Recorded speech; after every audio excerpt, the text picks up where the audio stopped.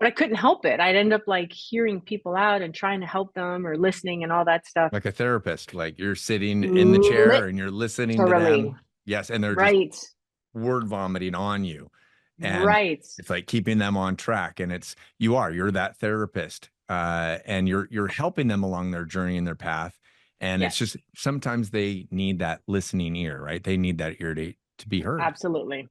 Absolutely. I mean, out of all the clients that I ever trained, I'd say 99% were the reason that maybe they came back for training all the time had less to do with my knowledge of, kinesiology or biomechanics. That had everything to do with our relationship and the fact that they felt comfortable and safe and all of it.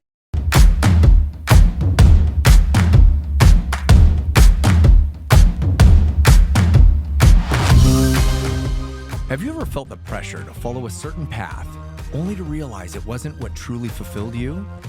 Today, I'm talking with my dear friend, Yvonne Castaneda, whose journey from personal trainer to mental health clinician highlights the importance of following your inner voice.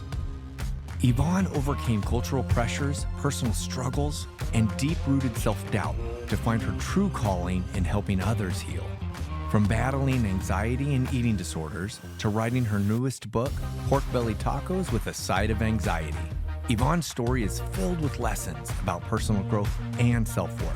Get ready to be inspired by Yvonne Castaneda's incredible story of transformation and self-trust on this episode of Navigating No.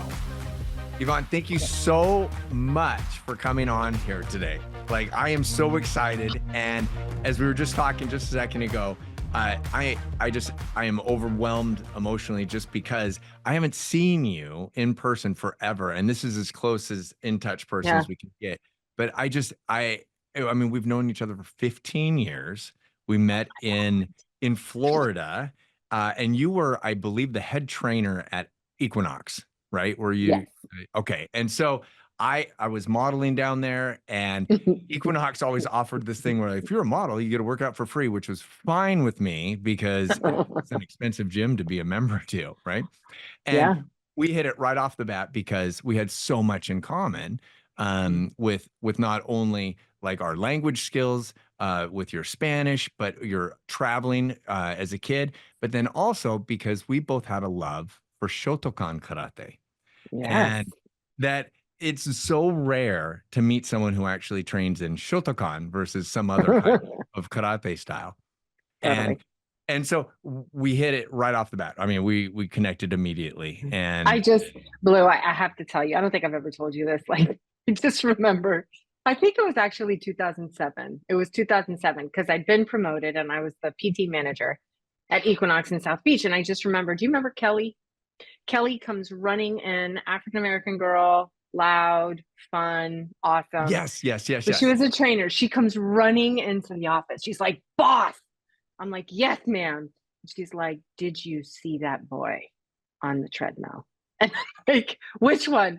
So I turn around and there you are at an incline of like 85%, like walking up the treadmill, doing your thing. And I'm like, oh, that guy is absolutely beautiful. Oh my God. So I just remember we ended up in a conversation and what my thought was like, does this guy just not know that he's a smoke show?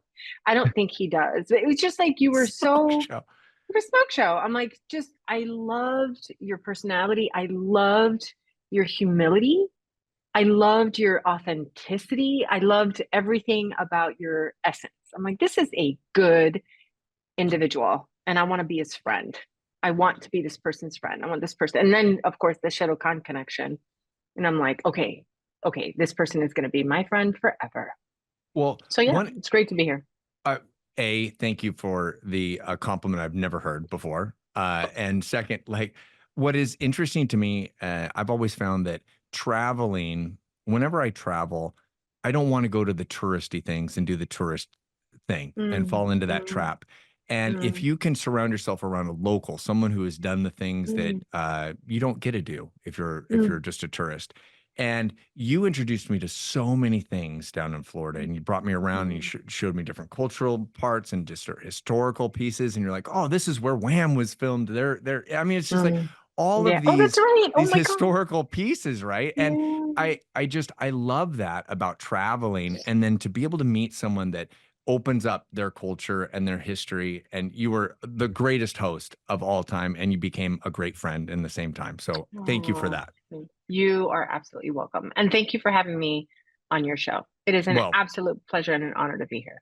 Well, I'm super excited. So we're going to dive in. And if you can, please just tell us a little bit about your journey in life, about Sure. navigating certain barriers and certain no's that you've encountered and such. Like, can you start off with just basically telling us your story, like how you came to be where you are now?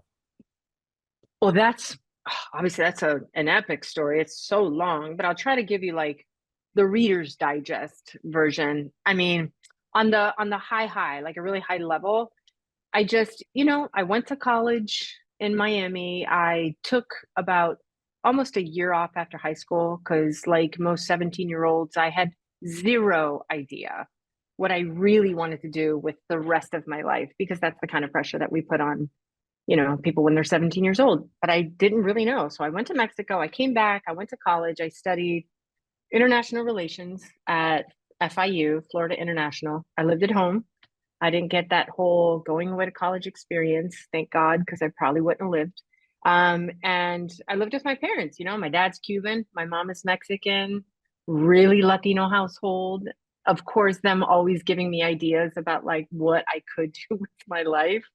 And then, I think for most of my life, and we're both, I'm in my 50s. I think you're younger than me, but what I remember most about my trajectory is that I made a lot of decisions for my career, for what to do with my life that weren't really based on what I most wanted out of life. And so I took jobs that were, they looked really good on paper, Hmm. great title, good benefits, all that fun stuff. And then felt like I was just dying internally. It's like spiritual death. And so I did that for many years. And as you know, like from reading my book, there were a great deal of mental health issues along the way. I had addiction, I had an eating disorder, I was an alcoholic, I smoked cigarettes, like all of it. And interestingly enough, it was those experiences that kind of led me to pursue a career in fitness. Hmm. And had I known, there was no way for me. I couldn't have planned it. You know what I mean? Like Hmm. when I was 17, I wasn't thinking, "Ooh, I want to be a personal trainer." Because for Latino families, that's not even like an option. Like, what the Hmm. hell is that? People pay you to make them suffer? That's so weird. Um, but it ended up becoming a career and something that I just loved and love to this day. And of course, then that just kind of opened up my eyes and opened up my heart more than anything. And I started to realize that people coming for personal training had some stuff. Hmm. Like I think you know this, Blue, because you you work with people. It's Hmm. like they end up wanting to talk about the stuff that's going on, and it felt very difficult for me because I didn't have access to that space. I was a trainer, and I was constantly reminded it's not your scope of authority. That's not what you do. You just focus on the body. And that's always been the narrative, right? The body and the mind are separate. Hmm. But I couldn't help it. I'd end up like hearing people out and trying to help them or listening and all that stuff. Like a therapist, like you're sitting in the chair and you're listening to Literally. them. Yes. And they're just Right. word vomiting on you. And Right. it's like keeping them on track. And you're that therapist. And you're helping them along their journey and their path. And it's Yes. just sometimes they need that listening ear, right? They need that ear to be heard. Absolutely. Absolutely. I mean, out of all the clients that I ever trained, I'd say 99% were the reason that maybe they came back for training all the time had less to do with my knowledge of, kinesiology or biomechanics. That had everything to do with our relationship and the fact that they felt comfortable and safe and all of it. But long story short, I just kind of started to explore what else can I do to get closer to that internal space that I want to work with. And it brought me here to, becoming a mental health clinician.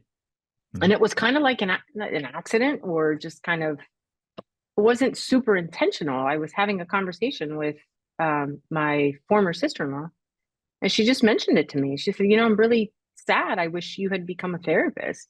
And I said, I know. I said, I just don't want to go back to school for 8 years. And I Hmm. swear her head blew just like it was so fast the way she looked at me. She goes, "What are you talking about?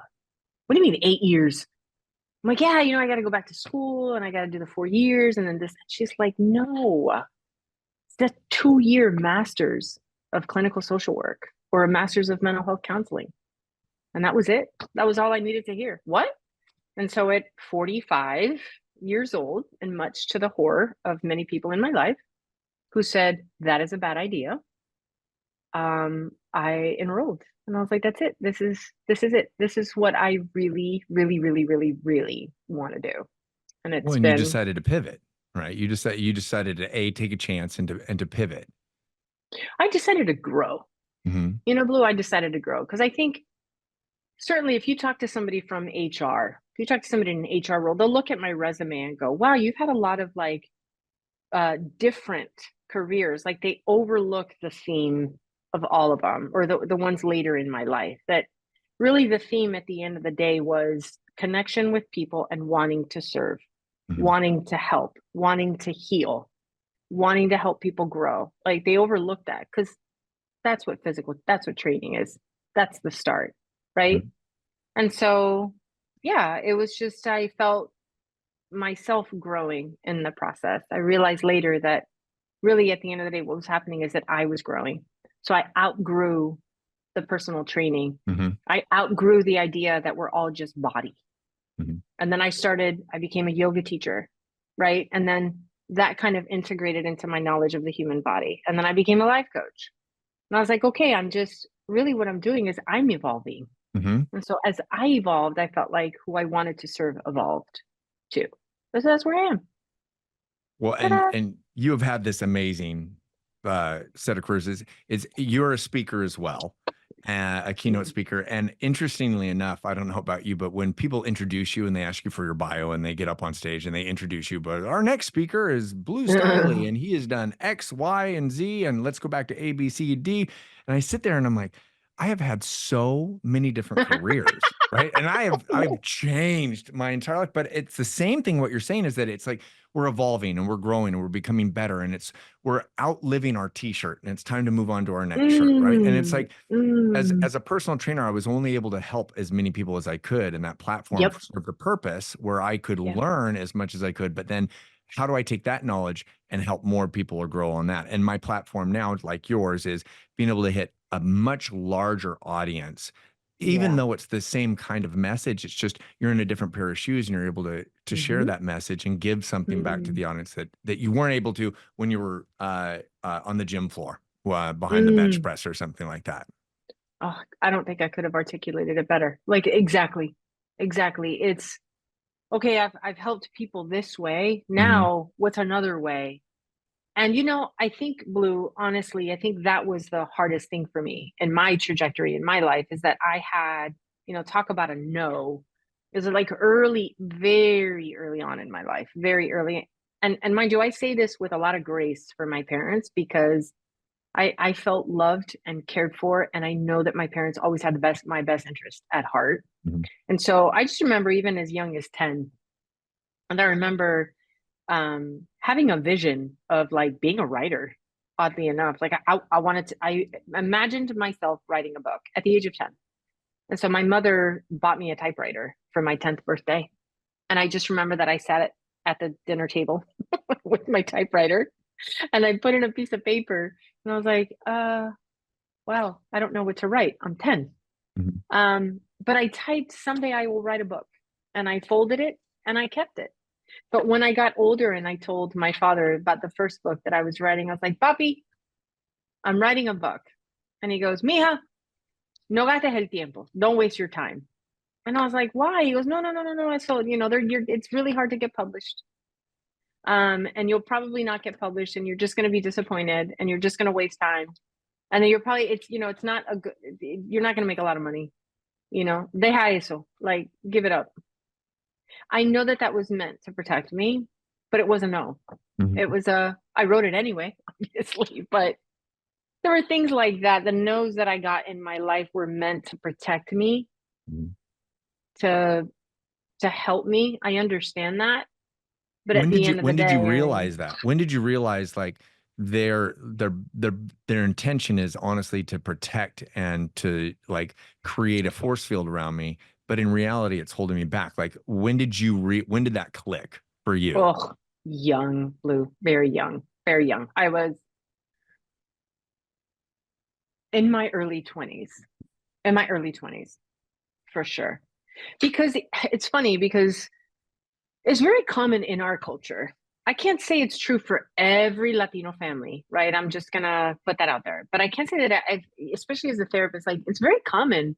There's this, hey, dream big, but just make sure your dreams don't take you too far away from home, you know? Like go ahead and have these big dreams for your life, but they got to conform to our Mhm. cultural norms. So there was a lot of like put on the brakes. It's almost as if they want to throw us out there to honor the sacrifices that they made for us, but they can't help but be afraid that we're not going to be okay. And I knew that. I knew that early. So I think that's why I didn't have major battles with my family. I didn't have battles with my dad whenever we differed Mhm. on perspectives on I think you should do this because my dad never told me, listen, you need to do X, Y, and Z. But I did know that my father would often suggest things and I knew where he was coming from. For example, he would say, mind you, this is when I was a bartender, Mhm. right? I went to college, I worked on cruise ships. When I got home, I got a job at the Hard Rock Cafe as a bartender again because I didn't know what to do. I was making like $400 a night living at home. This is 1995, right? So $400 a night is a lot today. So Yeah. back then it was like tons, Yeah. right? Now, I'm making all this money. I'm able to save. I'm doing a lot. And my dad's advice to me or his suggestions were always like, Mija, um, did you know that immigration is hiring? Like immigration. And I'd be like, okay. He'd be like, you should think about it because good benefits, solid retirement plan, Mhm. they pay okay, safety. It's safety. And we both know that it's like extremely hard to get fired from the Mhm. government. Like, and we've seen that. So it was always safety. It was always Mhm. safety. And I'd scratch my head and be like, why did you make all these you always told me you made sacrifices so that we could have a better life, but you're not guiding me, to you're telling me Taking not to take risks. risks. Yeah. So those were for me no's, like Mhm. no, don't do that. And although I did do my own thing and pushed back on that, it came with a lot of consequences, namely guilt, shame. I'm doing it wrong. I'm not doing what I think my family expects of me. There was a lot of that. So those were no's that I really had to overcome and And be brave. did those no's bring you to your emotional state? Like, is that what caused certain emotional self-doubt or Yeah. depression or something? Was it a conglomerate of all of that? And then Yes. okay. No, no, sorry. Go ahead. And then I was just to say that if that was the case, what was the trigger that kind of said, okay, this is what I'm going to learn from this. I can step back and change the perspective and say, this is not who I want to be. This is who I Mm, am. But what am I doing to learn from this, to get myself mm, out of this? Because you had to do it yourself. I did. And obviously, as you know from reading the book, there were years, like almost 20 years of mental health issues, severe anxiety, crippling anxiety, episodes of severe depression with suicidal thoughts, um, right? The eating disorder, the alcohol abuse. I really needed to, I think the trigger or the moment for me that was like, I have had enough of this chaos in which I have been living, in which I put myself Mhm. for all of these years. And that was not until I was like 34. And this was after a marriage that ended. We got a divorce. Um, After that, I got engaged to this young man, and that went horribly wrong for lots of reasons. Many of them having to do with decisions that I made and where I was in my life. So that went really, that was super toxic. And it was after those 2 relationships and a 3rd relationship. There was just a lot there in those 7 years that I remember moving into my own apartment after all of this chaos. I moved into my apartment and I already started working in fitness. And I just remember that my dad said to me, please don't get into another relationship. This was the one no that I listened to. So please don't get into another relationship. Please just take your time. And I remember thinking, yeah, I'll take a couple months because I was still blue, honestly, at 34, even though I had made a decision with conviction Mhm. that I didn't want to be a mother, that I didn't want to have children, and that I couldn't see myself like doing that. Still, I had that pressure or that idea that I needed to find somebody, that I needed to be married, and that I needed to have children because I was going to be 35 and oh my God, I'm getting older and all that stuff. But I had to really work on the removing the addictions, removing those things, removing and making space so that I could really see myself and I could really understand what the hell happened. I Mhm. couldn't blame the men that I was involved with. It wasn't their fault. It Mhm. was no, it's not fair. I had to take responsibility for my decisions, for everything, but that took a while. Mhm. A lot of people ask me, "What was your secret? How did you do it?" And they think it's like an overnight. Like, no, no, it was a process. It took me almost a year, I was in that space for a year until I really overcame and worked through these feelings of guilt, these feelings of inadequacy, insecurity, and self doubt. Mhm. I had to remove that so that I could actually hear the voice within me, that voice of knowledge that is telling me this is what you should be focusing on. This is what feels good. This is what feels right. This Well, is what is for you. I'm also assuming, like, when you're in that state, even your friends and your loved ones and your family who are telling you that you're worth it, you're valuable, that you give so much and how wonderful you are, you're still blinded. And it's Mm, even though you're hearing that, hence the old adage of like, you can bring a horse to water, but you can't make them drink, right? And it's like, I've always absolutely. been that person. It's like, bring me to water, I will lap that up. If you show me the way to that water, I will just destroy the water. But a lot of people aren't like that. It's like you could be in front of there. And I remember uh like I've told you this, that you could shake my family tree and bottles will come out. And it's like you can't make your family member Mm, stop, right? They have to mm-mm, want to do it themselves. mhm, And was there mhm, a single point that you can remember where it was like you hit rock bottom, where you were like, mhm, this was my aha moment, where it was like I could either go left or I could go mhm, right? Did you have that mm. one moment? I had many. Sadly, I had many. I had many bottoms. I mean, my very first one was actually I was quite young. I was in my I like to say that my healing journey began very early. It just I was in it for a while. I was on it for a while, but it started when I remember I was in between contracts for cruise ships. So I was young. I was like I was like maybe 23 because it was like right after college. I had an epic toothache. I thought I was going to die. And I went to the dentist, and the dentist took one look at my tooth and said, "I'm sorry, honey, I got to pull it." And I was so devastated. I felt so much shame in that moment because he looked at me and he said, "And if you continue without," he didn't acknowledge, he didn't, but he knew. And he said, "If you continue, you're going to lose all of your teeth." And that suddenly made bulimia nervosa extremely real. And it devastated me. And I remember Wow. at that moment, I was like, no, I don't know. I get emotional just thinking about it. I'm like, oh my God, I can't do that. Oh, I'm Like, listening to you right now. I'm I was like, I have got to figure this shit out. I have got to figure it out. And I didn't know what to do. And I didn't know how to get help. And I couldn't. So I remember like I went home, I cried. Give me a second. I, yeah, it was hard. It was hard. oh. But I prayed. I prayed and prayed. And I was like, God, please. And what's funny, Blue, is that I didn't people I see like, did you pray for the solution? I'm like, no, I think I knew God better than that. I was like, no, I knew God is not going to give me the solution. God is going to give me the strength to find it. So I was like, okay, I need strength. Help me, just give me strength. And I'll do what I can. I'll use that strength to figure it out. And so that's when I actually started to think about like, I'm done. I don't want to live like this anymore.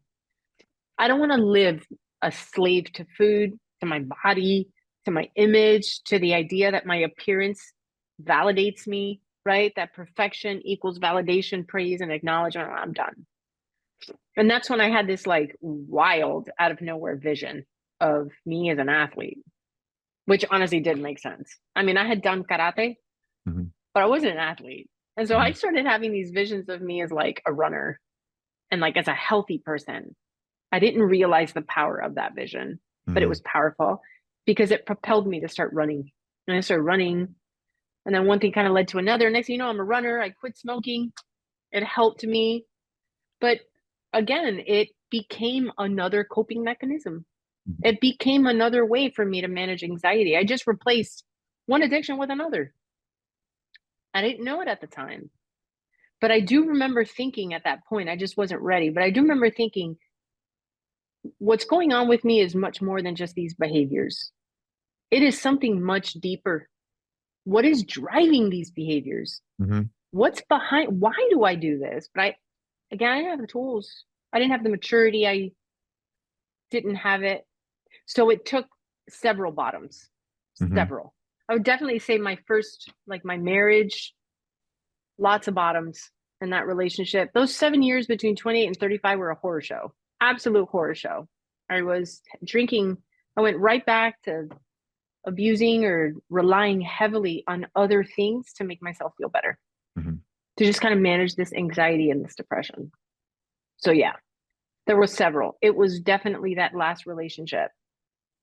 That last relationship I had where The I was wake up. engaged, that we had a really horrible fight, Blue.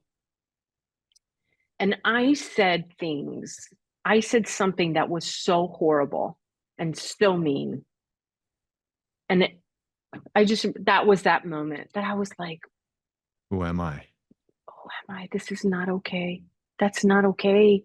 I was able to like see the impact of my own shit on other people, and that's Mm-hmm. not cool. And you That can is do not better. cool. I was perpetuating some hurt, and I mean, damn it, it was double-sided, but it wasn't my proudest moment. I was like, that's Mm-hmm. horrible. That's horrible. And so that's when I really was like, no, I really have to figure this out. I really have to figure it out. Well, Yeah. I think part of it is the ability to remove yourself and to see yourself objectively, right? Mm, And just like I can't take things emotionally and personally. It's like being able to actually zero in on that and see it from a different perspective is huge, because people yeah. can say all they want and it will never unlock your key. You have to be the one that actually unlocks that door for yourself. But it's like until you see it from the outside, it's a very difficult thing. Just like, I mean, you have accomplished so much, Yvonne. I look up to you. You're a mentor to Aw, me, and you have thank done you. things just, I mean, we have similar journeys that we have Oh, gone yeah, along. for Um, sure. but it's interesting that you say like, oh, I hit many rock bottoms. And I think Mm, life is mm, full of no's. It's full of rejection and failure and our self-doubts, right? And everyone yes. always sees the end. They're like, oh, Yvonne is a published author of multiple books. She's a keynote speaker. She's well liked. She has all these followers. She's beautiful. Blah blah Mm, blah blah.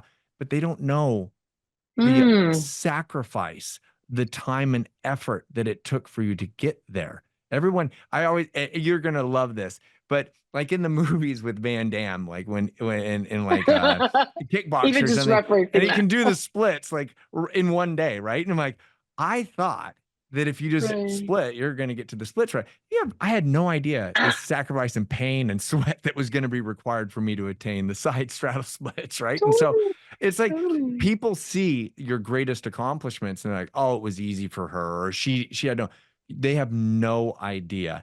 And when, I mean, I've known you for, let's say 16, 17 years. I reading your book it unraveled that onion layer of you that I didn't know. And I Mm, felt like that we were great friends, but it's like your book, I have to throw this out. Pork belly tacos. This is one of my greatest reads. Okay. And I tell oh, everybody thank that you. they need to read this. But opening this book really not only opened yourself, but it really let people in to realize that they're Yeah. not alone.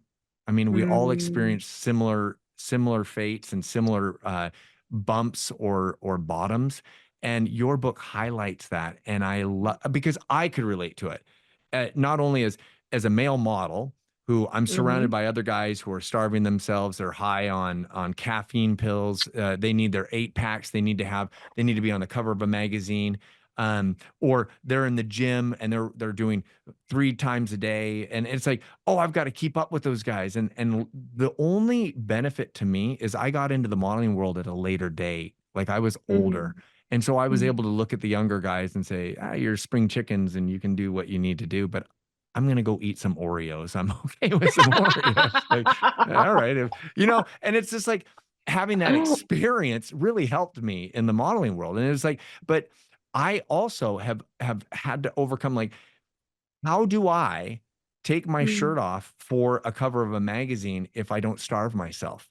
If I don't Oh, yeah. deplete water, if I don't, and it's like, how do you do that mentally and physically? And your book gets into that. And it's like everyone can gain something from this, whether you know someone with depression or an eating disorder or anxiety, or if you're a runner, or if you come from a Latino family, which is another Mm. whole different rejection coming from two different cultures, right? Mexico and Cuba, right? And so it's like all of these things you've just lived this amazing life, and you've become Oh, thank so I want to say like you're just this shining light mentor to me, you. and I Oh, hold thank you you, so Blue. high esteem wise, and I love our relationships, and I love you, and you're wonderful.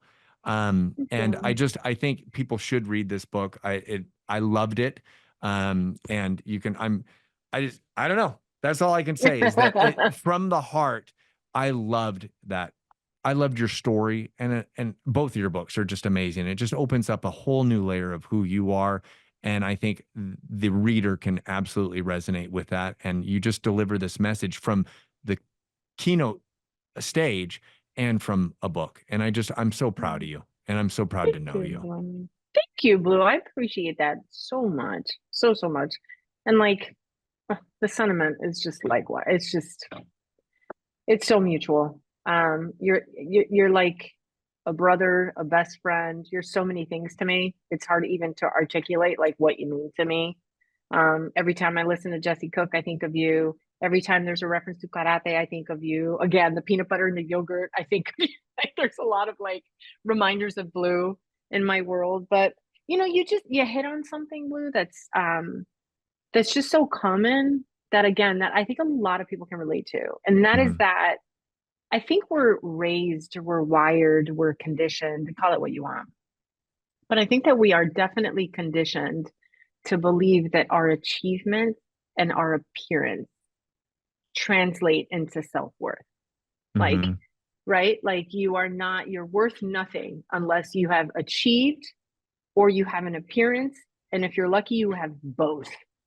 Right. And that was definitely driven home and like our culture definitely drives that home. Not Mhm. everybody, but I've seen this a lot. It's very, very common.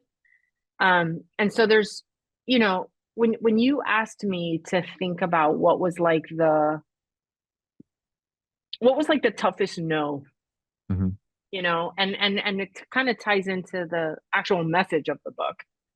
That my greatest foe, my greatest barrier, my greatest enemy, my greatest obstacle, the biggest no was the one that I told myself over and over and unconsciously, because it wasn't that I was super aware of what was happening, right? Mhm. But I myself was in my way.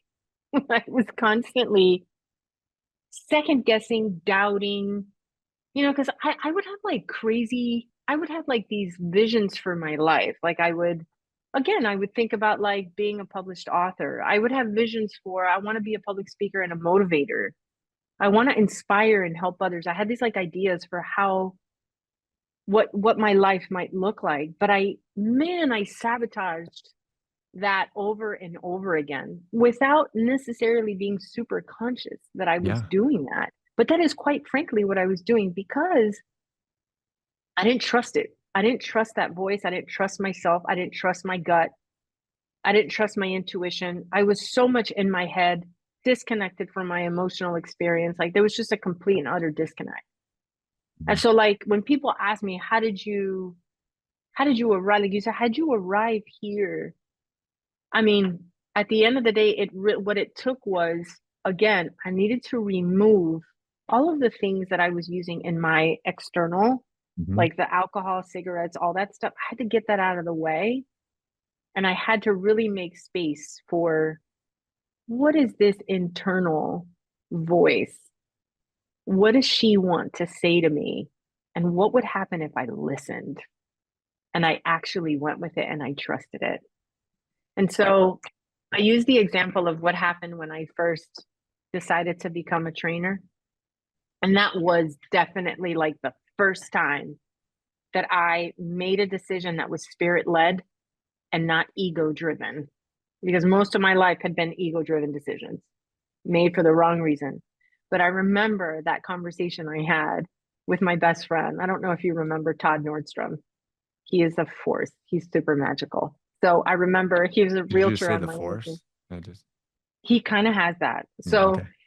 we were out to dinner and like the dust had settled after the chaos of the relationships and I was working on myself. It was like I was trying to work on myself. And I just remember that he goes, so, what are you going to do now? I was working as a linguist for the federal government, which is a cool job, but it wasn't my thing, but I liked it. And he said, what are you going to do? Solamente I said, cuando ley lo well, conviene, ¿no? so I was doing this crazy job and I said, yeah, you know what, Todd, I think I want to go into real estate because he was a realtor. And he goes, oh, really? And why is that? And of course, I kind of fell into stupid patterns. I was like, well, I can help people because I wanted to help people. I'm like, I can help people. And I don't know. It's just like, it seems like such a nice thing to help people fulfill a dream, right? Because that was my thing. I wanted to do that. I was like, and of course, the money is great and I can have my own schedule and blah, blah, blah. There's a lot of flexibility. I don't like the 9 to 5 corporate. I realized that. And he said something to me, Blue, that I'll never forget. He goes, oh, okay. He's like, okay, so do me a favor. Answer me a couple questions. When was the last time you went to an open house for free? Like just for fun? And I'm like, never. He goes, okay. How often do you pick up like magazines or any kind of information on the market and read it front to back because it's riveting? I'm like, never. He goes, okay, so what makes you think that you want to go into real estate? Why real estate? And it was like such a, oh my God. Yeah. And then he said, what do you do every day of your life that you can't imagine not doing, something that you do that you just feel really good?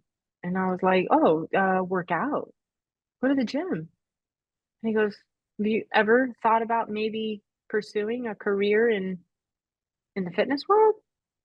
And my first thought was, oh no, I'm not fit enough. So I said, oh yeah, I'm gonna go to Crunch and I'm gonna apply for a front desk job.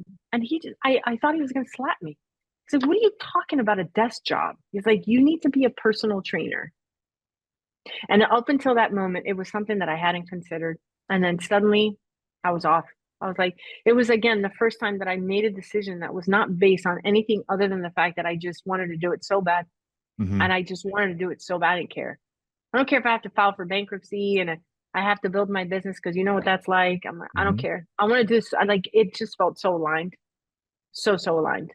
But it was because I listened. I really listened. And then for the rest of my life, for the rest of my life, I have endeavored to always listen. To I your had to internal self. just listen. I had to Hmm. first understand what were my limiting beliefs and where did those come from? Why do I have these limiting beliefs? And so a lot of that was just unpacking the cultural stuff in the family. Like, okay, I had to move those out of the way. It wasn't easy. So if you were to sit down on an airplane, you get on the plane and you sit down and you happen to see your past self right next to you, Right. what would that one thing be that you would tell your past self to Yeah. overcome? What would that be? Trust yourself. Trust yourself. Listen, first of all, listen to yourself and then trust it. Even when what you are imagining for your life does not match your current circumstances. Because I And think you can that's, change it. That can change. it can change, but 100%.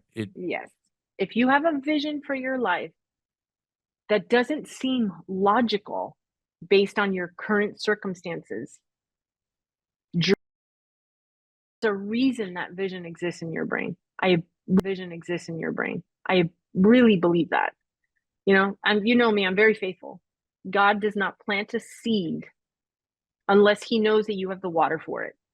Mm. He's going to plant a seed. It is up to you whether or not you water it. I think many of us don't.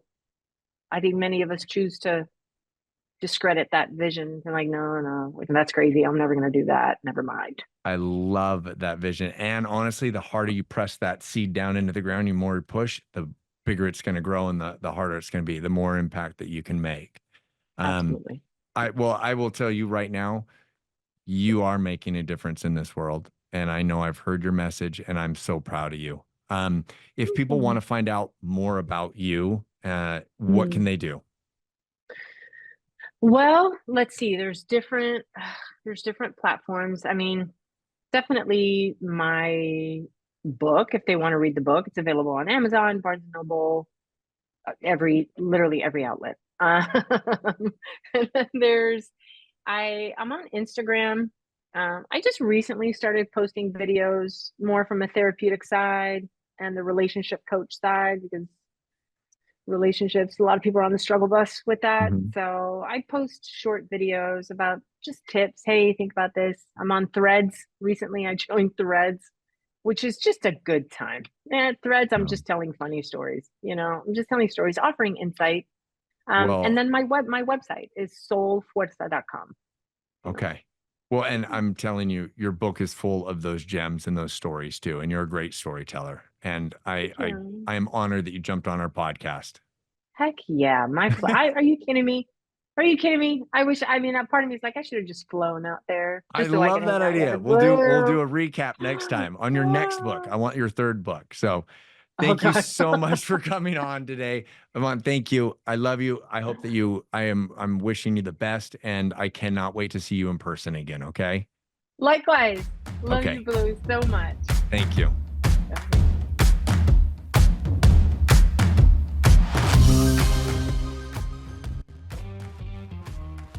Thank you so much for tuning in to this episode of Navigating No. I hope you found today's conversation just as inspiring and insightful as I did. Since this is a brand new podcast, we'd love your help to make it even better. So, if you enjoyed this episode, we would love to hear your feedback. And if you think someone else could benefit from hearing it, please share it and help us spread optimism and positivity. We release a new interview every Monday, so don't forget to hit that subscribe button so you never miss an episode. Thanks for listening.